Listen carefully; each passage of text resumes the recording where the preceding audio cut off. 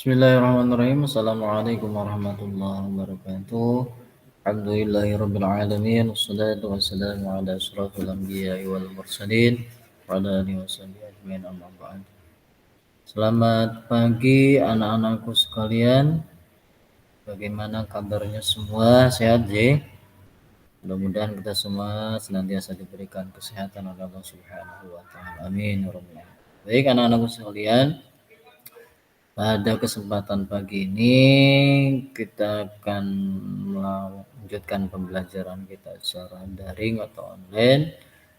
Pada kesempatan hari ini Bapak akan melanjutkan materi yang akan Bapak sampaikan. Untuk pertemuan kedua ini kita akan membahas tentang hukum bacaan mad. Kemudian tujuan dari pembelajaran ini diharapkan kalian nanti dapat menjelaskan hukum bacaan mad dan waqaf. Waqaf kita bahas pada pertemuan berikutnya. Kemudian siswa dapat mencontohkan hukum bacaan mad dan waqaf dalam bacaan surat Al-Quran. Yang ketiga, siswa dapat mempraktikkan bacaan mad dan waqaf dalam bacaan surat Al-Quran. Nah, kita mulai hukum bacaan mad.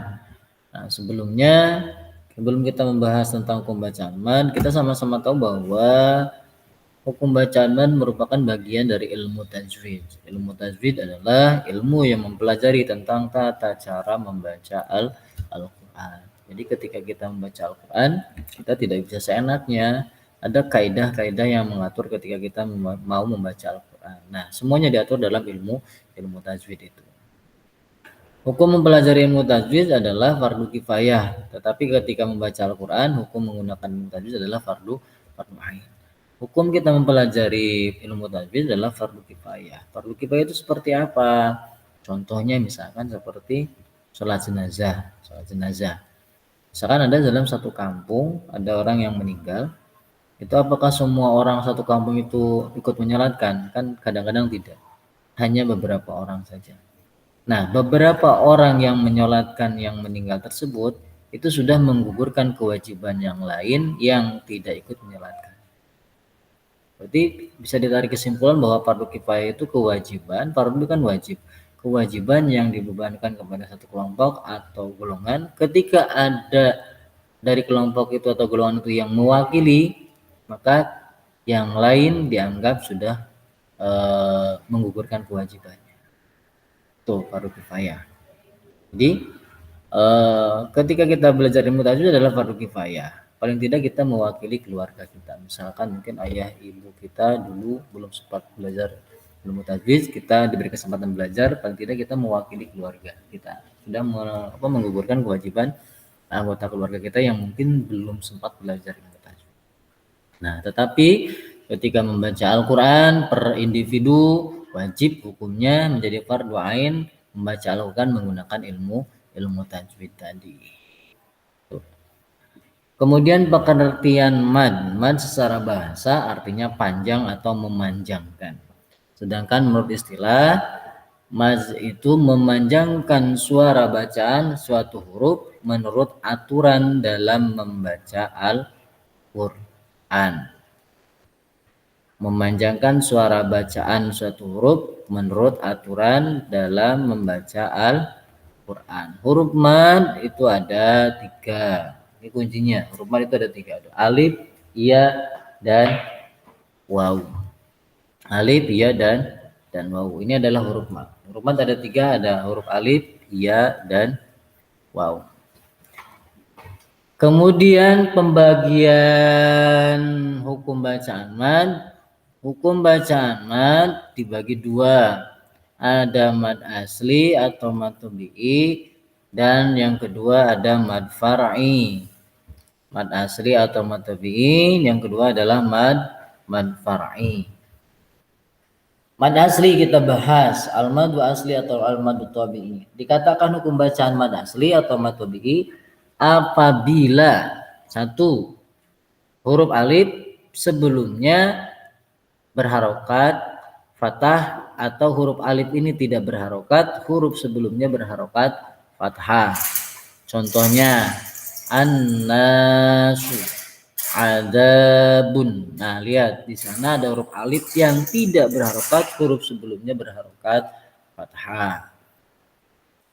Ciri yang kedua dikatakan mad asli atau mad tabi'i apabila huruf ya ini berharokat sukun, huruf sebelumnya berharokat kasroh. Contohnya allazina, allazina, lihat huruf ya-nya kasroh, huruf sebelumnya huruf ya-nya kasroh, huruf ya-nya berharokat sukun, huruf sebelumnya berharokat kasroh. Qadirun, sama ya-nya sukun, huruf sebelumnya berharokat kasroh. Kemudian yang ketiga huruf waw dikatakan mad asli atau mad tabi'i apabila waw berharokat sukun dan huruf sebelumnya berharokat dhamma. Contohnya nurun, yaj'alun. Nah, ini contoh huruf mad asli atau mad tabi'i. Nah, cara membacanya dibaca panjang 2 harokat atau 1 alif.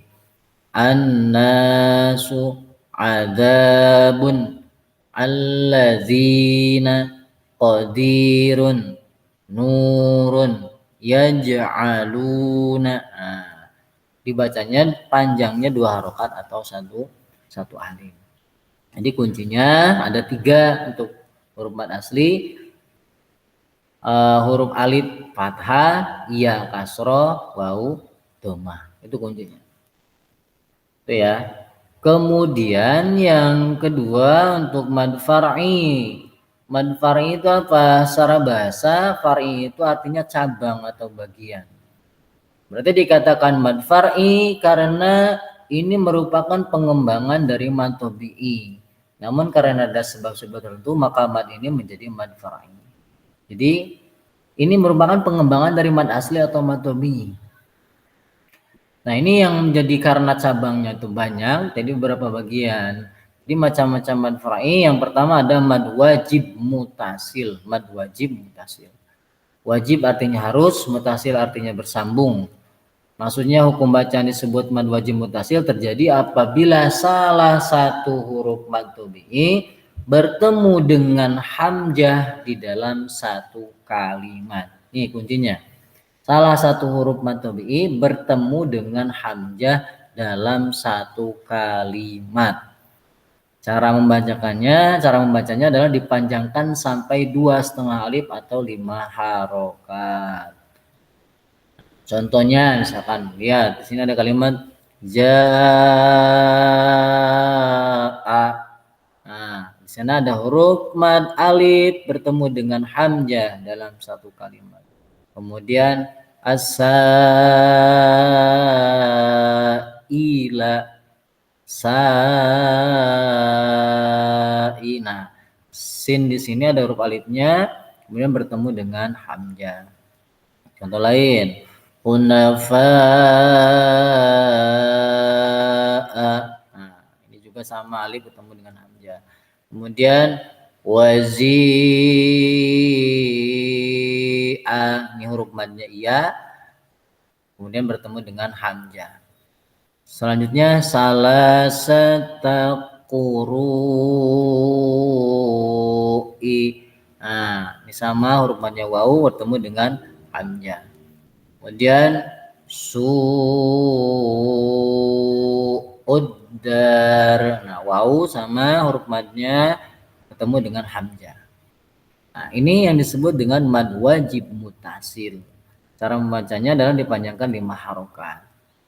Kuncinya apabila huruf mad tabi'i bertemu dengan hamzah dalam satu kalimat. Kemudian yang kedua ada mad zaiz munfasil. Zaid itu artinya boleh, munfasil artinya terpisah. Hukum bacaan mad zaiz munfasil terjadi apabila salah satu huruf mad tabi'i berhadapan atau bertemu dengan hamzah pada kalimat yang terpisah.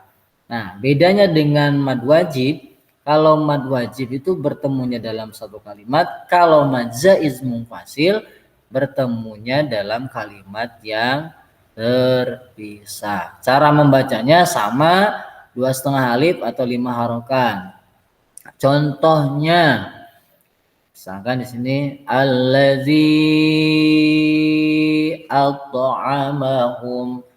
Huruf mad ya ketemu dengan huruf alif dalam kalimat yang berbeda. Kalimat allazi dan kalimat at'amahum. Contoh lain, la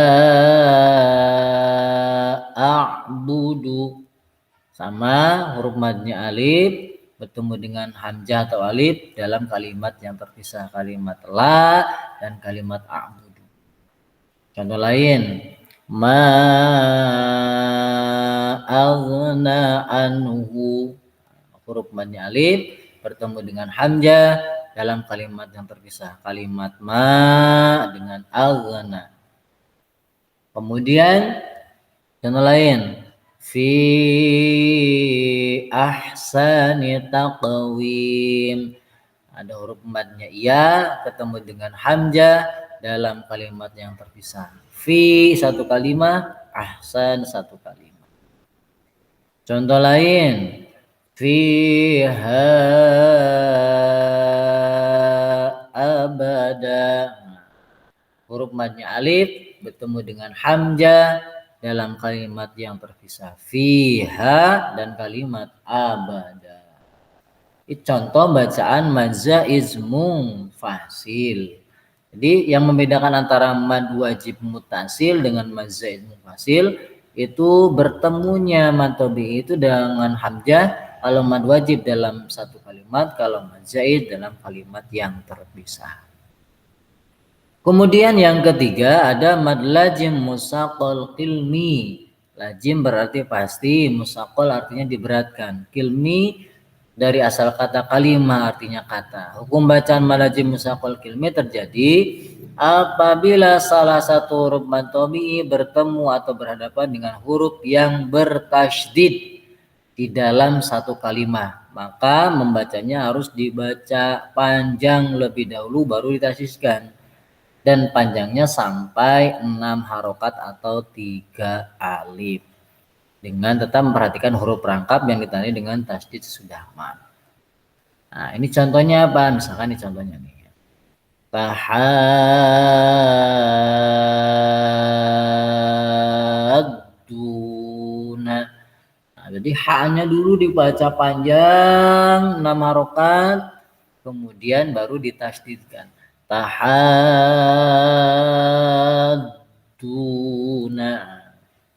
Contoh lain, dhalla.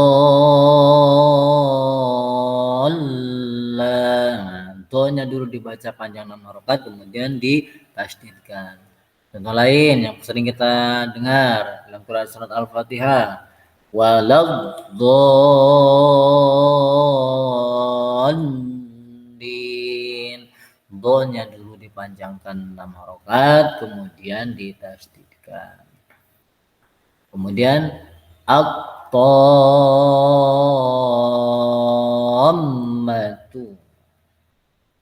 panjang dulu 6 harokat baru ditasydidkan. Kemudian contoh yang terakhir as-sakhah,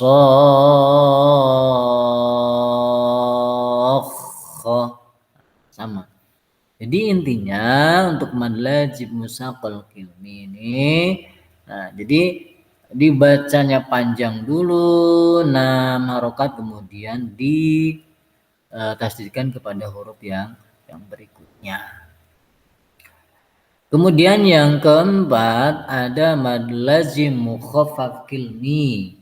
Mukhaffaf artinya diringankan. Hukum bacaan mad lazim mukhaffaf qilmi terjadi apabila salah satu huruf mad tabi'i bertemu dengan huruf yang berharokat sukun tidak di akhir kalimat atau kata. Cara membacanya dipanjangkan sampai 3 alif atau 6 harokat. Maka seperti panjangnya mad lazim musaqqal qilmi. Nah, contoh mad lazim mukhaffaf qilmi cuma ada satu ayat ini kalimatnya. Nah, kita perhatikan dulu.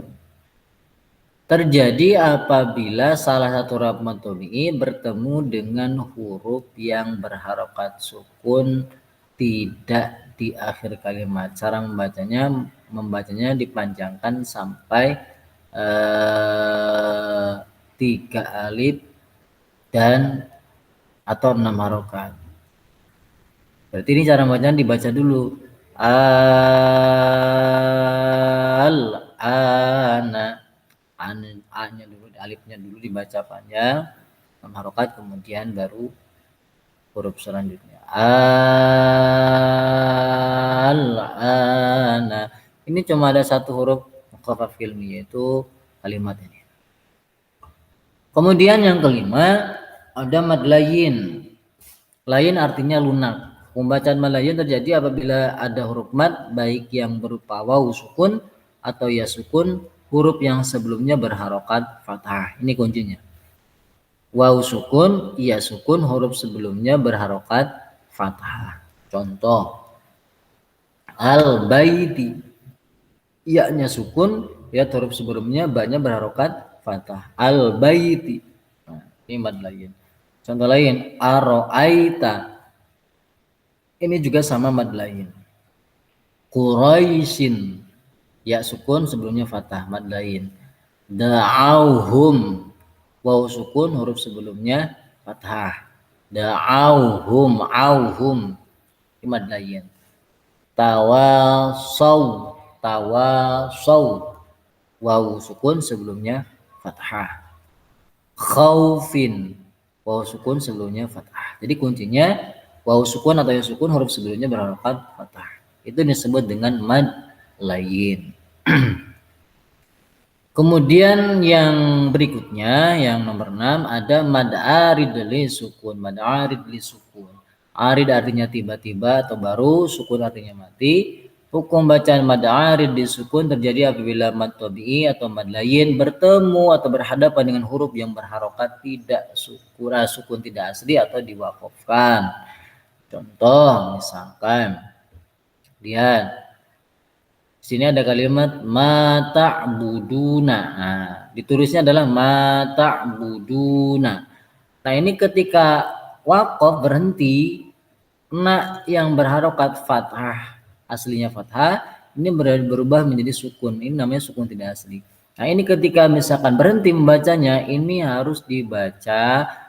Cara membacanya ada 3 cara, yaitu dibaca panjang sampai 3 alif, 6 harokat.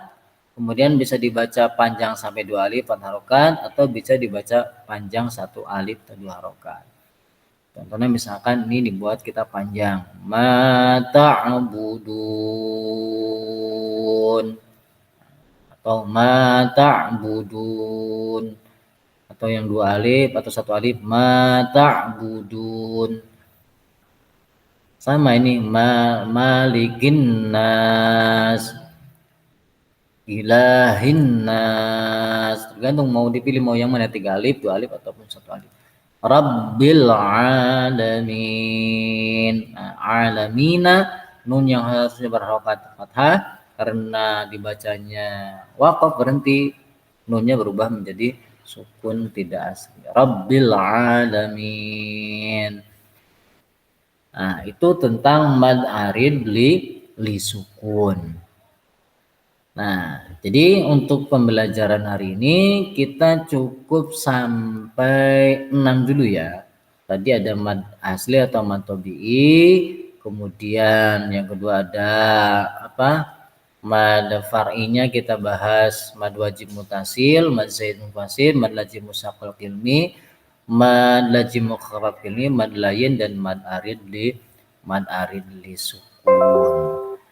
Nah, itu mungkin untuk bisa dipelajari. Jadi silakan sambil kalian pelajari buku paket yang telah diberikan oleh sekolah. Mudah-mudahan bisa menjadi referensi buat kalian. Jadi silakan dipelajari. Saya rasa pertemuan untuk hari ini cukup. Kita sama-sama akhiri dengan hamdalah bersama-sama. Alhamdulillahirabbil alamin. Demikian anak-anak yang dapat saya sampaikan, mudah-mudahan bermanfaat, tetap jaga kesehatan, mudah-mudahan Allah Subhanahu wa taala memberikan kita kesehatan, dan mudah-mudahan pandemi ini segera berakhir, kita bisa belajar seperti biasanya. Terima kasih. Bapak tutup. Assalamualaikum warahmatullahi wabarakatuh.